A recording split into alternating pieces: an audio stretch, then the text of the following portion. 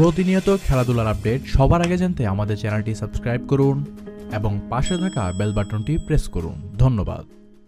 চলতি বাংলাদেশ প্রিমিয়ার লিগের ষষ্ঠ আসরে আজ শনিবার দিনের প্রথম ম্যাচে মাঠে নেমেছিল সিলেট সিক্সার্স ও রংপুর রাইডার্স।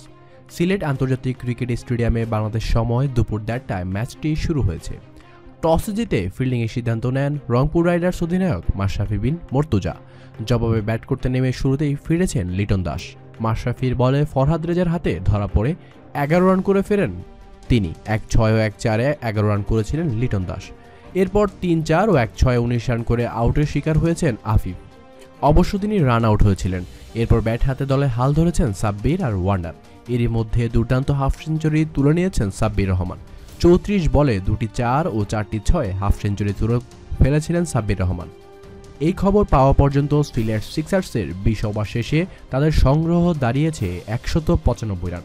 জবাবে ব্যাট করতে নামছে রংপুর রাইডার্স। দেখা যাক তারা কতদূর যেতে পারে। তবে আজকে রংপুর রাইডার্স একাদশে আছেন Chris Gayle, Alex Hales, A B de Villiers, Rilee Rossouw, Mohammad Mithun, Mashrafe Bin Mortaza, Nazmul Islam Apu, Nahidul Islam, Farhad Reza, Shafiul Islam, Sohag Gazi. এবং সিলেট সিক্সার্সের হয়ে খেলছেন Liton Das, Sabbir Rahman, Afif Hossain, David Warner, Alok Kapali, Nicholas Pooran, Jaker Ali, Taskin Ahmed, Sandeep Lamichhane, মেহেদী হাসান রানা এবং মোহাম্মদ ইরফান। ধন্যবাদ জানাচ্ছি আপনাকে এতক্ষণ সাথে থাকার জন্য। খেলাধুলার সব আপডেট দ্রুত পেতে আমাদের চ্যানেলটি এখনই সাবস্ক্রাইব করুন।